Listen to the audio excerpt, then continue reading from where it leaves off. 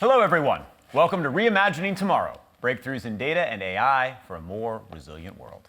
I'm Nicholas Thompson, CEO of The Atlantic. This is a special UN live stream highlighting the work of the Complex Risk Analytics Fund and Early Warnings for All. It's produced in partnership with GZERO Media's Global Stage series.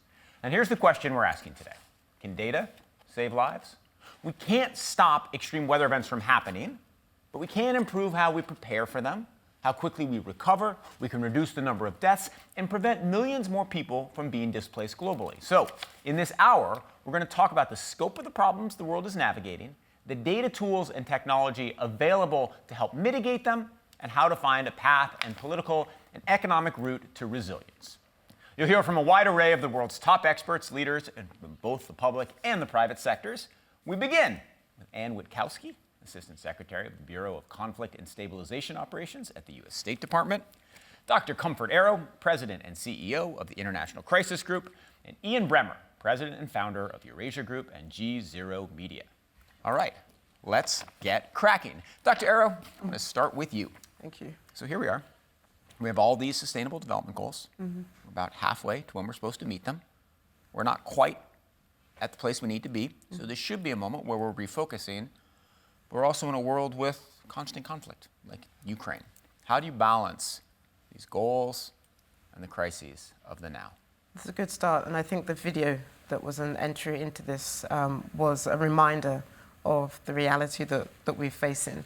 I think the SG said it really well this week. We came into UNGA Week with a classic reminder of when you see a climate catastrophe hit a country that's already fragile, that's already facing political crisis. I'm talking about Libya. And he said it was a snapshot of the state of our world. And what a tragedy to see that a country that is already navigating a very political, sort of polarizing situation then sees a tsunami of other sort of man-made disasters and other natural disasters befall on it as well. We're coming out of the world beyond Ukraine. In fact, Ukraine, to a certain extent, has exacerbated a number of those trend lines that we were seeing.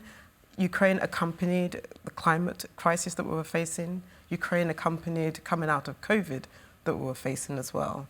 So it further exposed what we already knew was there. And then you already see countries, whether it's Lebanon, facing state collapse with inflation, food insecurity, lack of governance. You see Sri Lanka, debt crisis, bad political governance, and you overlay that with countries that are already facing difficult trend lines, with a multilateral system that is shaky, that is fragile, that is already stretched to its capacity, not able to deal with what people call a tsunami or polycrisis of issues as well.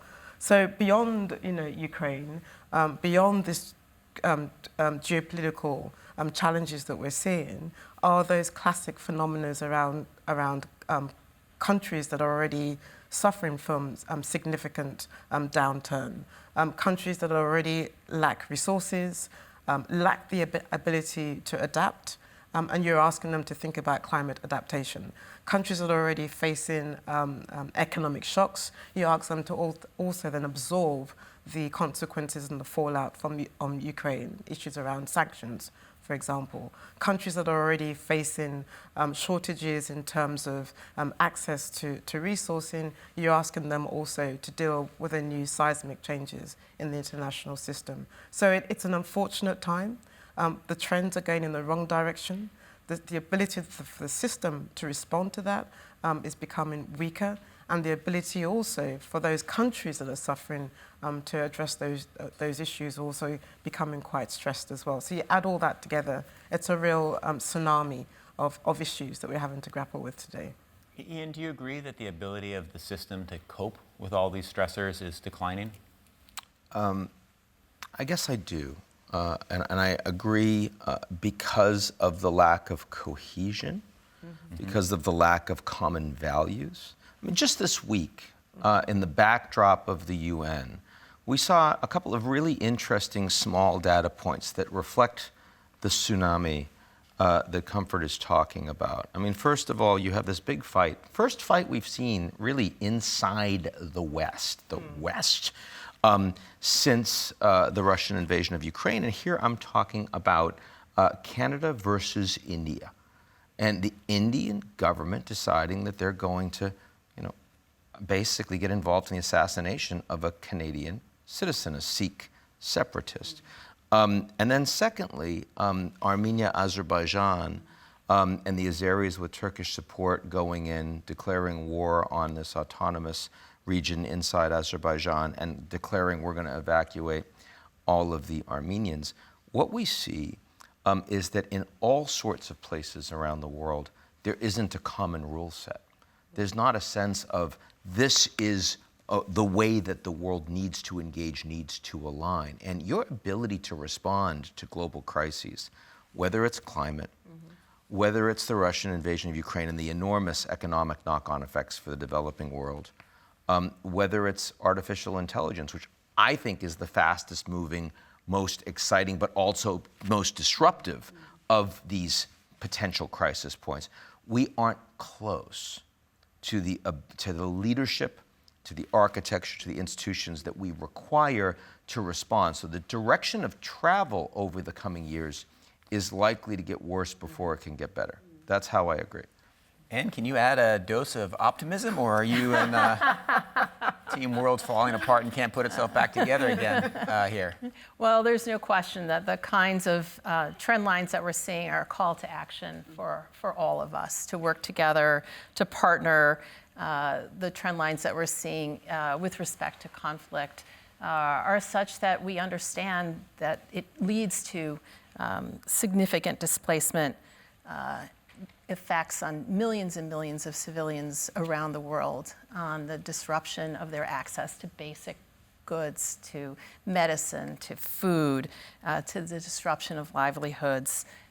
And we know that women and girls are also disproportionately affected. We have overlaid to that, as already been mentioned, the effect of climate and climate change. And so these pressures are significant and complex. And I think that's makes it all the more important for policymakers, for the international community to partner together to address these complex crises in ways that help us understand how we can do better to anticipate, to engage early, and to wherever we can to mitigate the potential effects of what we're doing, because we know that prevention can save lives, and we know it can reduce costly response. What is a good example of where we've done that? Well, I think we are seeking to do it in all kinds of different places, and we don't necessarily see the public effects of that. But we are working together all the time with our partners. We're using data, which is the subject of this event, to try to understand what are the trend lines, what is coming next, what are the tools that we have available to us, how can we work with our bilateral partners, how can we work with international institutions, how can we work with civil society to do better, whether that's at the national level, the regional level, or the local level. Dr. Arrow, will you add on there? Will you give me an example of a place where the world community and these different organizations that are coming together have been able to partner, use data, and stave off a crisis that looked like it was getting out of control? Yeah, that's a good question. I mean, I'd answer it in a different way. I would say that it's not the lack of data, but there's a real gap between the information that's out there and the ability to act upon the information that's out there. So it's a classic early warning, but lack of policy action, lack of sort of moving fast, unwillingness to deal immediately when you see or when you shine a spotlight on a crisis. I'll give you two good examples. Somalia, where a number of us in the NGOs, but even within government, recognizes that this is a country that is still coming out of an insurgency with Al-Shabaab, that is facing floods, that is trying to rebuild its society. All the data points are showing the stresses that Somalia has to deal with, but why aren't we able to respond to that? Another good example, in the Sahel, we've been talking for a very long time that militarizing the situation is not the answer, that the weak link is governance, that the weak link is dialogue, that the weak link is bringing politics back into play. And yet, after repeatedly saying that, we are where we are today in the Sahel. 2 coups, in 9 months in Mali, 2 coups in 9 months in Burkina, and then we've seen what we've seen in Niger. So it's not a lack of information, it's not a lack of knowledge. It's about making sure that that you narrow the gap between the information, the analysis, and the action that states need to take. In a sense, I'm talking about political will as well, and getting people to act both within the regions, but also across various frontiers, and also in the international system as well. I want to welcome Brad Smith, Vice Chair and President of Microsoft. Hi, Brad. How are you? Good. Sorry I'm late. Good to be here. Well, what you missed is that the world is going to hell. I'm sorry. You weren't aware of that fact. I'd like to brief you on it. But you are at Microsoft, which knows a lot about technology. We have now artificial intelligence, which Ian mentioned as perhaps the greatest destabilization force in the world, but also potential force for good. Tell me the most interesting way to you that the new tools of AI can help us understand, predict, and forestall crises. I would love to, and I think I can build on what you were just talking about because it's so important to put those pieces together. First, we have more data than we ever had before, and that is a game changer in terms of early warnings, including for climate adaptation and the like. And one of the great things is that this data is coming together in a much more cost-efficient way, especially when you think about the array of satellites being launched by no longer just the public sector, but private companies. When you look at satellites that are not just getting visual images, but all kinds of data streams, methane, carbon emissions, all of that. Second, when you look at what you can use AI to do to analyze that data and then put it in the context of humanitarian needs. So, literally, if you're talking about Libya, Morocco, Maui, those are 3 locations that just in the last 2 months have been afflicted by these natural disasters, these catastrophes. And we've now perfected the ability within basically 24 hours to identify where have people been rendered homeless. You can actually calculate what percentage of a home has been destroyed. But then it comes to your question. How do you put that data to use to provide the aid that people need? And at the end of the day, it is all about local capability on the ground. And in some ways, I think one of the most fascinating things we've learned is the extraordinary partnership you can build between, say, data and a tech company, with NGOs, with the United Nations system, with USAID, with others. And it's high tech meets low tech. I'll give you a great example. In India, we're able now to use satellite data and AI to identify all of the dwellings, the homes that are most vulnerable in high heat. But then you have to go to the people who live in those homes and help them. And so it's a partnership with Planet. They provide the satellite imagery. Microsoft, we provide the AI and on the ground support, and on the local NGO called SEEDS. So what do? They have teenagers who are able to take the information on a local area block by block. They go out and they knock on the doors, and they give people burlap bags that are used to ship vegetables. Because what we've learned is that if you put those burlap bags on the roofs of those buildings, you can bring down the heat inside by enough to save people's lives. And so, we can never forget, in my view, that ultimately it's the combination of artificial intelligence, say, technology, and people on the ground who are resourceful, who know things that those of us on the West Coast would have never figured out. That's the combination. I love it. Satellites and burlap bags. Wonderful. Anna, is he right? Does this actually work? You're dealing with lots of crises. Are the satellites, and is that actually helping? Well, I think there's no question that that data-driven, evidence-driven decision-making by policymakers is going to be more successful. And it's going to be more successful when we're working together with our other partners, with our international partners, with the private sector, and with non-governmental organizations.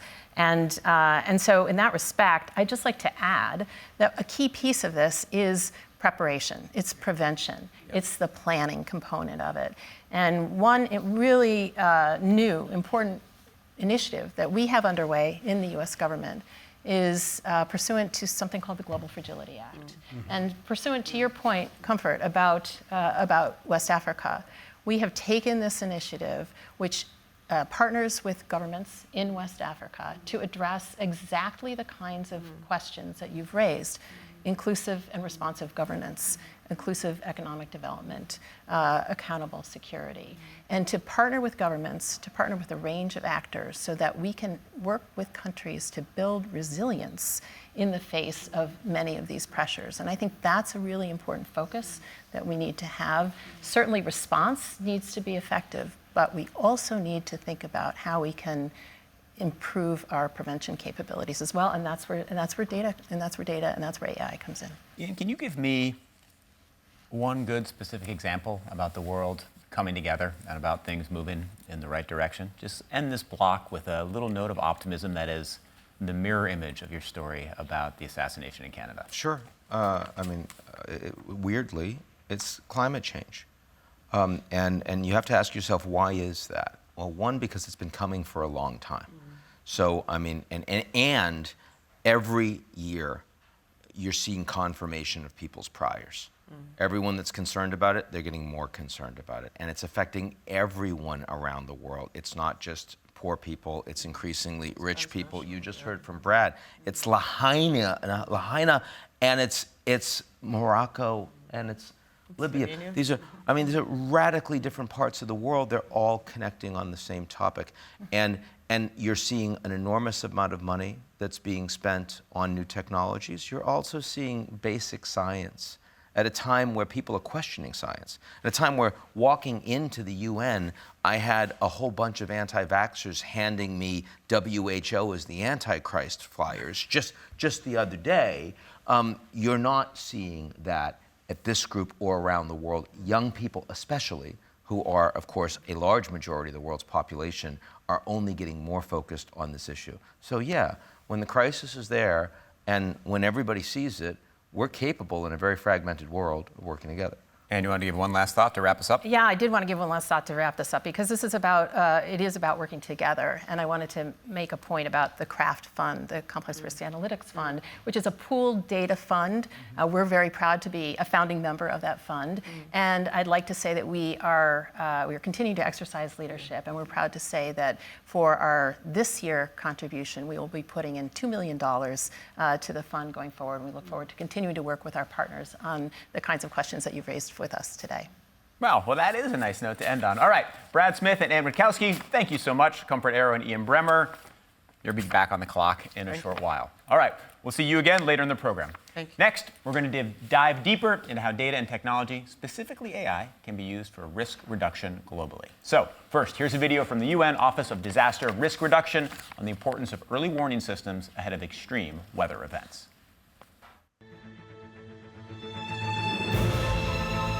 We heard that a hurricane was coming. I didn't know how large it was at the time. The roof was caving in on you, and it was just blowing away. It was just, you're just seeing sands just in circles around you. তো বাদ আদাসে বুড়া মানুষ যারা আছে তারা তুন অন্য একটা আশ্রয় লইতে কিও হষ্ট বাদে প্রেগনেন্ট মেলা হইন থাকে তারা তুনে কিও হষ্ট আর গুড়া হইন যারা আছে বাস্টে মা গুড়া হইনত আছে বহুত কিছু ফানিত ফুরিজার কইতে আছে Millions of people around the world are blindsided by extreme weather each year. They have no idea when a potentially deadly hazard is just minutes away. Cyclones, droughts, wildfires, and heat waves affect the poor and vulnerable the most. We often hear that disasters are natural, but that's wrong. Our actions can reduce our vulnerability and exposure. That's why we must prepare better. We firmly believe that human decisions are the largest contributors to disaster risk, and we have the power to stop disasters from devastating. That is the good news. We can stop hazards from becoming disasters by helping those most at risk adapt, mitigate, and become more resilient. By funding early warning systems. By investing in resilient infrastructure and social safety nets. By learning from local communities who have experienced extreme weather for millennia. Extreme weather events will happen, but they do not need to become deadly disasters.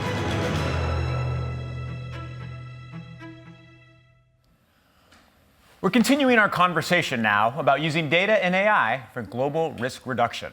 In our previous segment, we detailed the extent and scope of crises right now: hunger, poverty displacement caused by climate disasters, and conflict. Let's turn now to the technology itself. Vilas Dar is president and trustee of the Patrick J. McGovern Foundation. Melinda Bohannon is Director General of Humanitarian Development at the UK's Foreign Commonwealth and Development Office. Mami Mitsutori is Special Representative of the UN Secretary General for Disaster Risk Reduction, and Amandeep Singh Gill is the UN Envoy on Technology. Welcome. What a pleasure to have you all here for this block. So, Mami, I'd like to start with you. I want you to address and talk about the video we just watched. Explain what the Early Warnings for All initiative is and how the UN is going to get early warnings for everybody by 2027?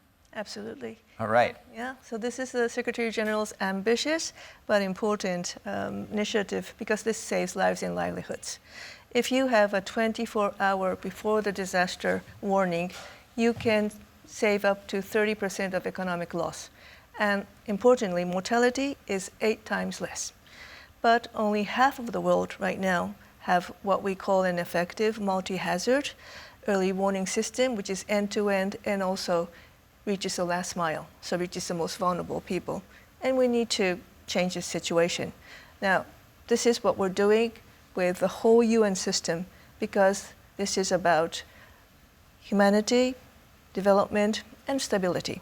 And it's really important that we're doing this week. So early warnings for what kinds of disasters and how are you doing it? So it's multi-hazard, and it's not a one fit for all. We're going to go to the countries and see what are your hazards. Some countries face earthquakes, tsunamis, plus all the climate. And then we also look at the vulnerability, because the vulnerability is different according to the development level. And we see the exposure, and then we say, what do you need? So here's where the data comes in very important. And then we now have 30 countries, which we will start the initiative with. There was a lot of support yesterday at the Climate Ambition Summit. All right, Amandeep, do you want to speak to how this data flows in and the other data that is most important for the UN reaching its goals? In this initiative, there are 4 important pillars. There's a knowledge management pillar that MAMI and UNDRR lead on. And then there is the analytics and assessments pillar, which the World Meteorological Organization leads on. So near real-time data coming together across different streams to give us the assessments that are needed for those kind of warnings. So that is important. And then there is the side of communications, effective communications, where the International Telecommunications Union is on the lead, and then preparedness and response. So it's a multi-institutional effort, and data is really the foundation of it. And at the UN, we are enabling the coming together of high quality data in real time by working at the governance level, by working on investments. So for instance, the CRAFT fund, the Complex Risk Analytics Fund, where data comes together. And then we are also working on building up of the capacity, so the expertise across the world, particularly in those countries, as Mami pointed out, those who are left out of these kind of multi-hazard early warning systems. But, okay, when I think multi-institutional effort and I think speed, I don't think of those things going together. So give me a specific example of a data source that you're able to work with across institutions to then specifically provide a warning that is useful in a country. So the best example is the hunger map, which the World Food Programme leads on with help from others. So across 90 countries, 700 to 800 million people who are at risk of food insecurity. So we are able to get assessments about where food insecurity is going to spike next, and that allows us to respond. in a better way. And that's enabled at the back end by Craft, because Craft has this data set on conflicts, and that's a major factor in food insecurity. Yeah. So we have to make all these things work in near real time. Melinda, will you explain how you're using data in your humanitarian work? What are some of the most interesting use cases that you have, and what is the data that does not exist right now that will be useful to you? So very much in the vein of what I think we've just heard from these two participants. So fundamentally, we use data in partnership for better targeting and also better foresight. So I'll give you 5 examples briefly. Targeting is really critical, using data for ways to get response and support directly to community level. So for example, we've used a web-based analytics fund in order to track need for safer water and target chlorination interventions effectively. On climate, we've worked with NASA scientists to understand climate predictions, climate forecasts, and where impact is likely to take place and make sure that we're targeting interventions there.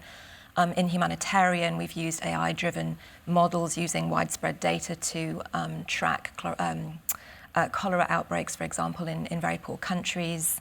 In conflict and crises, we've used AI-driven models to track media and conflict events and human rights abuses, and understand where conflicts are likely to break out. So we have that element of predictability in our policy and our program responses.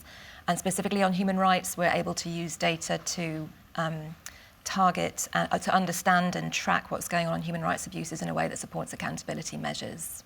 So explain how you're able to use data to anticipate where a conflict will break out. What data stream are you looking at? Open source data, media reports, other kind of data online which might show where there's violence breaking out, where people are concerned, where people are worried about extremist activity, and use that to model in effect where we can think about predict if we understand looking at those trends and mapping them and comparing them to trends in the past, where local level conflict is likely to break out or local level violence.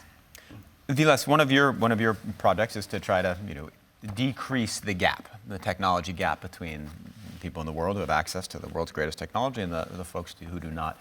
Do you believe that we're solving this problem in a way that is getting technology spread more equitably, which could certainly help with all of the problems that we've been discussing here? Well, Nick, I'm an optimist, and I want to answer your question with a yes. But let me start from a different place. Answer fully honestly. Yeah. And look, I'm often asked, am I worried about it? I'm going to tell you right now, I'm not worried about it. I am outraged. Outraged. If we live in a world where our values around inclusion and participation, when we know that 60% of GDP is being driven by digital participation, and then we say that 2 billion plus people on this planet don't even have basic access, right? That's something we should all be outraged about. And I know it's one that we all share here. But there's 3 elements to this digital divide that we have to talk about. The first is connectivity, and it's a problem that will not be solved by market-based forces, which means we need to step in with public capital, with regulatory action, with the idea that access is a fundamental right and not something to be solved by delivering a last-mile piece of fiber or a connectivity, right? The second is a data gap that really is exacerbating inequality. The fact is the data we collect today is often the data that is commercially viable. When we look at climate and we think about global financing flows towards carbon reduction, we see that the data we have access to is what's already being collected because it leads to optimization of shipping chains or logistics. What about the pieces of data that reflect community values and community experiences of carbon emissions? We again need to step into that with multilateral institutions, with public capital, with philanthropy, to say let's ascertain the data we should be collecting, not merely the data that we have. And the third is technical capacity. We live in a world where AI is in every headline, and we absolutely acknowledge that the vast majority of AI capacity is held in private sector tech companies. This is in and of itself a digital divide. We spend a lot of time and energy at the Patrick McGovern Foundation thinking about how we move technical capacity into communities. Broad-based skilling, training programs, and creating new incentives for people to stay inside of community-oriented institutions and multilaterals instead of just signing up for that big paycheck and going to build technology for profit. So how specifically do you do that? Let's talk about number 3, because it's fabulous work, and I think one of the most important things in the world, which is making data accessible to all instead of just within private companies. So delighted to work with institutions like UNESCO and across the UN system, including under Amandeep's incredible leadership on these topics. To ask questions like, how do we train 25 million women and girls in partnership with an organization called Technovation around the world in communities and traditionally underrepresented peoples, to bring them into a world where they have AI capacity and maturity? We work with indigenous communities all around the world. With Michael Runningwolf, who I was proud to bring to the UN on Sunday to speak to an audience about what it looks like to grow up on a Cheyenne reservation in Montana with no power or running water, and 20-odd years later to be a global AI expert.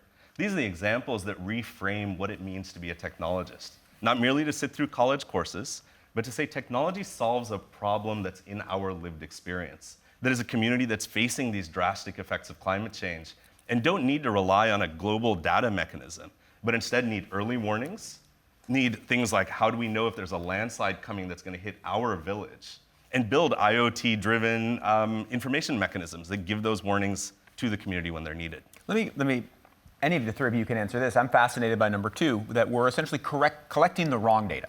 Right? We are collecting data because it's available, but maybe it's for shipping, maybe it's for infrastructure, maybe it's in the service of capitalism and not actually in the service of communities. Do any of you three want to comment on that? Do you think he's right or do you think he's wrong? I think absolutely right, because we need to work on flagship gold standard data sets in these areas where existing public-private data sets are not enough. So fresh effort is needed, and that needs to be linked to capacity development. Bring more people into the data for development equation. That's the idea behind the Secretary General's proposal on building new data and AI commons for the SDGs and creating a capacity development network around the globe that trains 1 million champions, digital champions for the SDGs, 250,000 of them in Africa. I think that's the key area. Data capacity and human capacity, doing it together. And what data is going in exactly into the Global Fund? So take agriculture and food security, the example I referred to earlier. We need new data sets on how farmers are adapting to changes induced by the shift in our climate landscape. So bring those data sets together, run analytics on them, and be more smart about climate change resilient agriculture.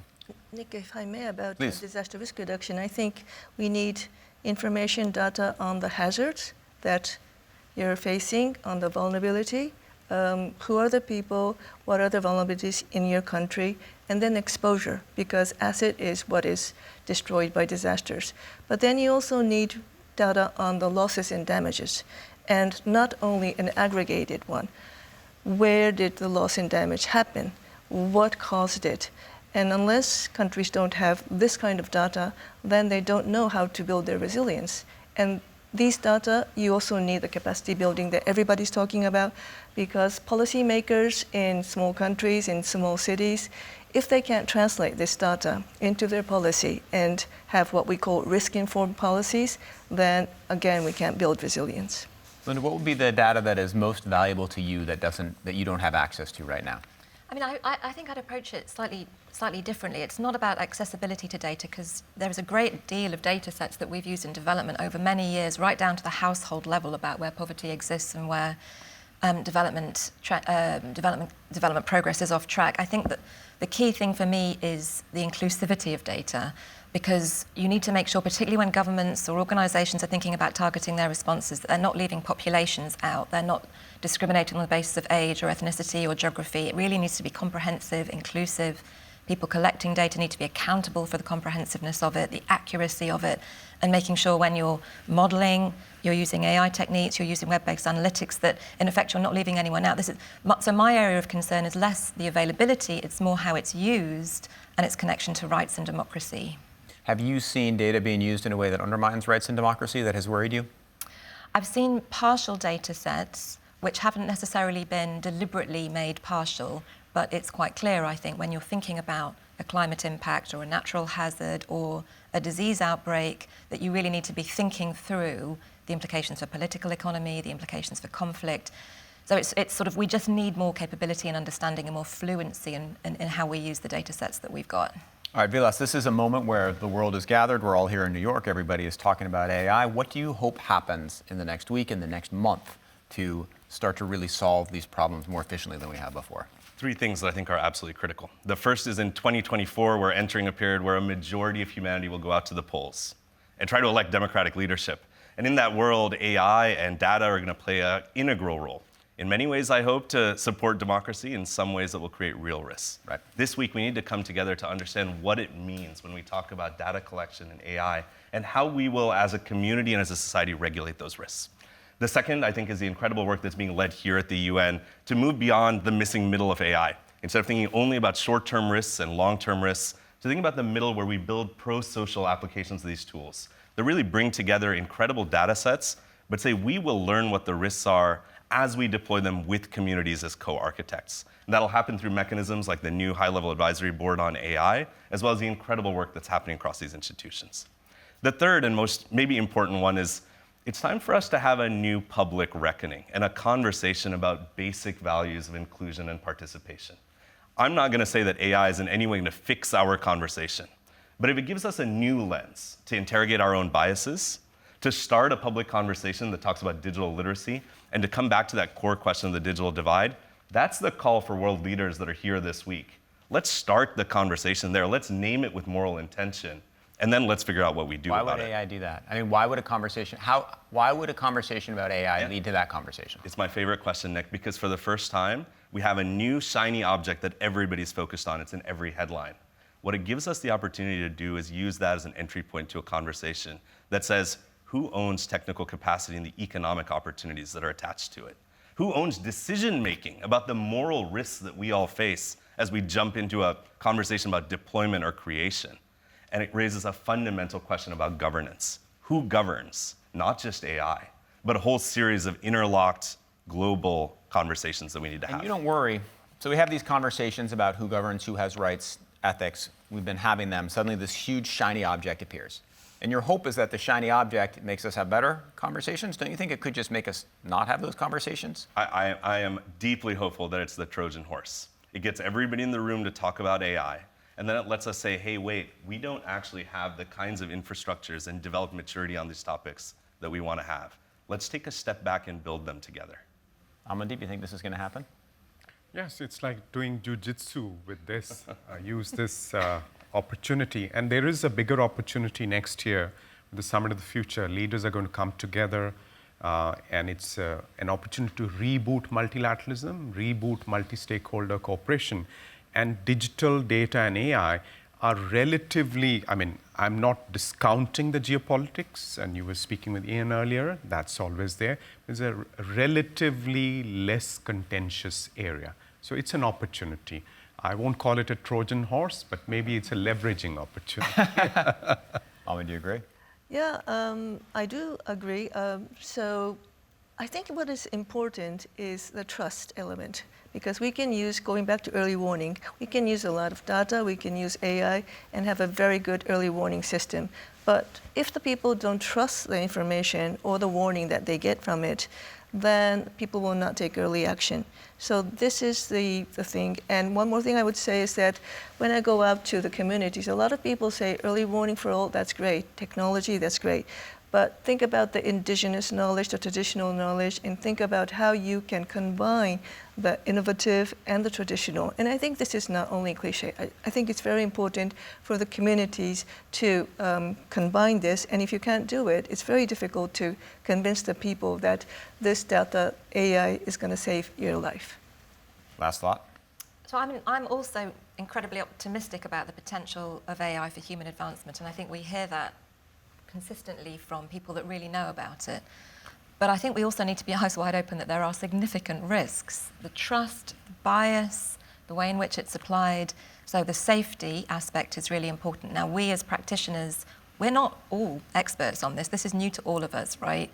And I think there's something about the honesty of the approach, the humility of the approach, the sort of focusing on the downsides, the sort of getting out ahead of the risk early and understanding it.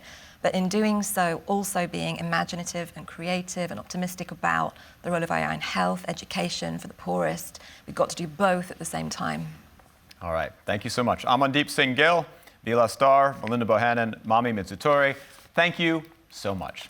Ahead of this program, global partners submitted messages of support for the data initiative we're discussing today. Here's some of what they have to say. The German government is significantly ramping up its investment in better data-driven early warning and early action in our national conflict prevention and disaster risk reduction work, for example, by developing a climate conflict vulnerability index, and through multilateral initiatives such as the Complex Risk Analytics Fund. In 2023, we remain the largest contributor to CRAFT, and we are delighted that the donor base is expanding rapidly. We have committed ourselves to spend at least 5% of our overall humanitarian budget on anticipatory humanitarian action. By supporting initiatives like the Anticipation Hub and Risk-Informed Early Action Partnership, we are also strongly committed to the work towards better international coordination of efforts regarding smarter and faster anticipatory action. Secondly, the German government has set up internal procedures to strengthen data governance. For example, we have recently updated the German federal data strategy, putting emphasis on enhancing data usage, improving data literacy, and increasing the volume of open data. To fulfill these objectives, every ministry, including the Federal Foreign Office, has set up a data lab. Thirdly and finally, effective multilateral governance is crucial to harness the full potential of data and new technologies like AI for the SDGs, climate action, crisis anticipation, and the greater public good, and ensure their safe, just, and inclusive global use. To this end, we actively support the multi-stakeholder process of developing a United Nations Global Digital Compact and the work of the Secretary General and the Envoy on Technology on setting up a high-level advisory body on artificial intelligence. Despite all progress we made, current technologies breakthroughs still hold a lot of untapped potential. Harnessing that potential is a common task and goal. Today's event is an excellent sign that we are on the right track. I thank you. Since 2014, the EU conflict early warning system has built on quantitative data on conflict risk, feeding our foreign policy engagements. Our conflict forecasting models also include climate indicators like temperature change or drought exposure. Also, we constantly work to expand our multilateral approach in the area of early warning and conflict prevention. This is why the EU sees CRAFT as a key instrument to foster data ecosystems that help us better anticipate, prevent, and respond to crises. We are therefore very glad to be, along with our member states, among the founding partners of the fund. And the fact that the Foreign Policy Instrument Service of the European Commission have mobilized with us since day one on supporting CRAFT shows our collective commitment and trust in the initiative. I wish all of you fruitful exchanges in today's discussions. Thank you. In our final segment, we're going to tackle the hard part, finding the financial resources and political will to accomplish the goals we've discussed, having the data tools to reduce global risk. I'm welcoming back Dr. Comfortero and Ian Bremmer. They were fabulous in Group 1. And this is the United Nations. It is UNGA week. People are on the move. There's security lines, so we will soon be joined, we hope, by World Bank Director Axel van Trottenberg and UN Deputy Secretary General Amina Mohammed, whose studio this is, but they are working their way through. So, Ian, we've been here for 40 minutes. We've talked about the world's problems. We have talked about a lot of stuff. We have not talked about one thing that matters, China. Explain to me right now, or explain to the viewers, where the relationship between the United States and China is, very briefly, where it's going, and how the various options will affect all the problems we've been discussing. Well, a biggest issue, I suppose, is that China is really distracted by very significant domestic economic challenges. And that has put real constraints, material constraints, on their foreign policy strategy over the long term. Whether you're talking about financing Belt and Road development and infrastructure all over the world, and some of the lowest developed countries around the world are really facing that, or whether it's China's ability to drive the kind of expenditure on military growth in Asia. And Americans definitely are feeling a little bit more comfortable, a little bit more confident. They don't have to worry about the Chinese century, and maybe there's some space that confrontation isn't going to break out. Certainly, President Biden feels that way, and we are going to see a bilateral meeting. It hasn't been officially announced, but it's certainly going to happen at APEC in November, which will be in San Francisco. And Biden is the one person that has been saying consistently, we want to put a floor under this relationship. Well, Xi Jinping isn't looking for significant conflict. In fact, I would say that the Chinese response to the Americans changing the status quo on export controls for semiconductors, on military exercises, has been, we'll respond, but we'll respond at a slightly lower level than the Americans are hitting us because we don't want escalation. Certainly, Chinese concerns about their own resilience and strength is a big piece of that equation. So your odds of escalation are declining. You think we're actually, it may not be a better place, but it may be a more stable place? Yeah, I would not say that the U.S.-China is going to come out of this meeting with a breakthrough kumbaya moment. I mean, there is definitely the de-risking is the term of art. Right. And that means that the Americans are spending more in the USA and with friends and with the Indians and Southeast Asians. And Biden just went to Vietnam and brought those bilateral relations up to the level of China-Vietnam, which the Americans may not care much about. Vietnam is critical for China, right? So all of this news plays. What I'm saying is I actually think that the relationship is no longer in free fall. Right. It's a little more stable. It's a little more grippy than it was 6 months, 12 months ago, at least for the near term. That's what I'm saying. We can take a bit of a pause here. We can have a breath, and that's a useful thing. Well, as we say in media, decline is the new up. So. Yes, indeed. That is absolutely true. I'm trying to figure that out. The economics of my industry are not great. Been just fabulous ever since I joined. Dr.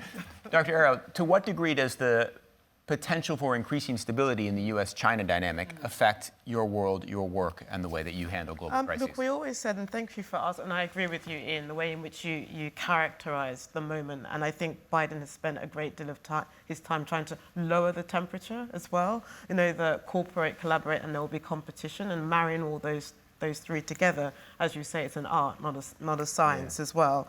I mean, it's very true, and it's been very clear to us that the US-China competition overshadows everything else. And one of the things that we've been worried about, Nick, is that whether you'll see an accident happening in the backyard where both of them are interested, where both of them are competing, where both of them are trying to seek influence. We've always said that we were concerned about how geopolitics was making more brittle the system, making it very difficult to cooperate, especially in areas where you think they ought to cooperate. So, for example, in somewhere like the Africa continent, you're seeing more competition, more tension, trying to play one up the other. So, for example, how you view the BRICS, although Jake Sullivan did not necessarily see the expansion of the BRIC countries as something to worry about. Most people saw it as symbolic. I would argue that China sort of gained from the BRICS as opposed to a number of the other countries as well. But I would say that at this current moment, the geopolitics of China, US is one set of variable, but there are other geopolitics, there's other competition within the regions, between the regions, and we're seeing increasing regionalisms where superpowers, major powers in those regions have their own sets of competition that can be affected or not by or influenced and shaped by US-China competition. Of these different dynamics, Ian, which do you think is the most important to watch or the most underappreciated? Or the latter is the more interesting question, actually, because this is the one time in the year where the Americans actually are face-to-face with the global south. Exactly. It otherwise doesn't happen. There was just the G77 meeting in Havana, but now they're all here. And the Chinese are not. In fact, most of the permanent 5 members of the Security Council didn't show up at the head of state level, only the Americans' home turf. Look, what we're hearing from the global south, and we're hearing it all week long, is they are mistrustful and they're angry. They feel like their agenda is kind of irrelevant. that they are the takers, not in any way the collaborators or makers on the rule space and how we're going to deal with global governance challenges. We saw that coming off of the pandemic. I mean, I've had several conversations with heads of state this week that are saying, you Americans, you did not provide us with any vaccines. You didn't allow us to get the prime materials for the vaccines while vaccines were rotting on your own shelves. They are deeply worried about the inflation that has come on the back of the Russia-Ukraine war that they're being asked to support the American and democratic position on, but they're the ones that are facing the challenges at home economically. And they're deeply worried, of course, about climate change, that they are getting hit for the hardest, but the Americans and other wealthy countries have not actually made good on their initial pledges. So that's where I think it's underappreciated, that the Global South is, for 50 years, the Global South was at least in part buying a story that we're building a global middle class and that they'll benefit from globalization and that we'll all be part of the same boat.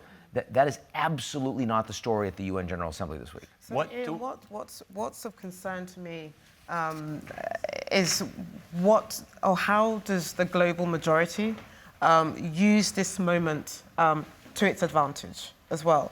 So you're right, a number of the leaders, welcome DSG, it's really great to see you.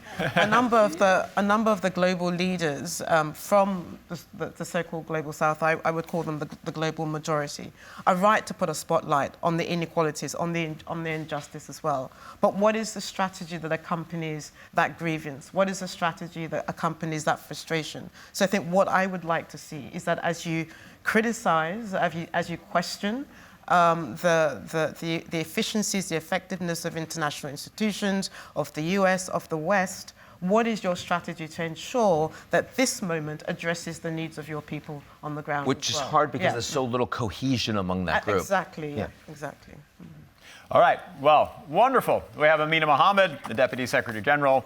Welcome. Thank you for allowing us to hang out in your house here, and thank you for joining us on stage. It's a great house, very green. It's really quite gorgeous. And Axel, welcome on stage. So happy to have you here. Amina, let's begin with you here. We are halfway through the quest to get to the Sustainable Development Goals. What are you most excited about, and where do we need to do the most work? Most excited about that we have so many people in the building. Stakeholders have come, governments have come. The one meeting where you can have an interaction and engagement, catch up on what we're doing. The story and the data is not very good, but the hope and the solutions and the can-do spirit is here. So I'm excited about what we take out of the UN General Assembly in terms of the partnerships and the scaling up and the sense of urgency and determination to, okay, we've got to get this done in the second half. So you're feeling a sense of urgency. Are you feeling, we were just discussing a sense that, wait a second, not that many of the top leaders from the Security Council are here. The Global South feels like it's been rather left behind. You're feeling this dynamic here? Certainly the dynamics there. You have 4 of the 5 of our, P5 not here, but there are 180 odd other leaders here. And that's a huge momentum. That's leadership, that's leaning in, that's partnering. We've got a lot of business in the house, foundations and other stakeholders. And that's what this global family is about. I think the few that are missing will catch up. But we're moving. I think the 2030 agenda is urgent, and we really do just feel that there is a movement to make that happen. There's a sense of determination that we're not going to let us down. Too many people at stake, too many. Axel, so we've spent the last 45 minutes in this conversation talking about early warning systems. We've talked about digital exclusion. We've talked about people who don't have access to the internet. We've talked about the need for data to help us counter the crisis that we're seeing. But let me ask you the economics of that. How are we going to be able to pay to get digital access for the world? How are we going to be able to pay to build the infrastructure that will feed in data about climate, that will get satellite early warning systems, that will let us understand croplands? How is that going to play out over the next couple of years? Well, I think there I'm more optimistic, particularly in the digital realm. I think we need to build big coalitions with the private sector. That can be done. But for example, in Africa, the African Union has taken decisions on the digitalization. We are involved on this. I think we need to scale this massively. And I think it is doable. And you see in countries like Kenya, that have very sophisticated payment systems, sometimes better than in OECD countries. So I think that we need to see that there is a huge potential. We need to do a lot more. And then there is the second one is on systems for data systems so that you can improve decision making. I think the UN has traditionally pushed hard in many areas. We are partnering in many areas. I think clearly we need to make sure that countries have the appropriate systems in place. But for example, this COVID crisis has left also huge gaps. Take, for example, poverty. In most of the low-income countries, there are no household surveys for the last 5 or longer years. So I think we need to accelerate it, provide then a good picture where we can have better interventions. But I agree with Amina that here, if you wish to see it, the political setting is provided for the stimulus package. And we hope that this is then carried forward also in multilateral development banks like the World Bank at the annual meetings, that we give that another push. So we need to put that ambition from all angles, political, financial, economic, and build that coalition. Wonderful. I want to raise a point. Vilas Dar made it a few minutes ago, and we were talking about artificial intelligence. And he said, look, the world's conversations about data, ethics in data, about data ownership, about digital inclusion, they're all broken. But now we have this moment. We have this huge, shiny thing. We are now all talking and focused on artificial intelligence. Now is the moment where we're going to solve all those problems about data and democracy. I'm going to go to the Deputy Secretary General. Is that correct? Do we have a wonderful reset moment because of AI and we're going to solve these problems that have so vexed us for decades? I think we do have a reset moment, but we've had many reset moments. So the leadership that really stands up to push this forward, we put on the table frameworks, solutions, and most recently into the digital compact that we put on the table to say we need guardrails around this because the potentials are huge, but so is the dark side. I mean, we have to all have common ground that this is an amazing opportunity, but we can lose it if we don't get together and push forward the very basics that are needed to protect everyone and to close the divides.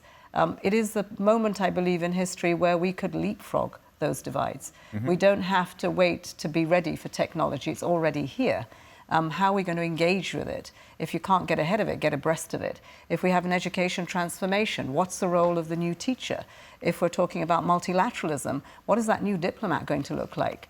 Anything that we did in 1945, 75 years later, shelf life is over. Now we have to get real and engage with that. Have a transformative mindset that says we're not afraid to have more. This is not less. And it seems to me that in many of the conversations we have, it's about what it's taking away rather than what it's giving. It's about a global north and a global south. It's about we. And we're connected now. We're never going to be disconnected again. It's whether we're connected for the good of it or not.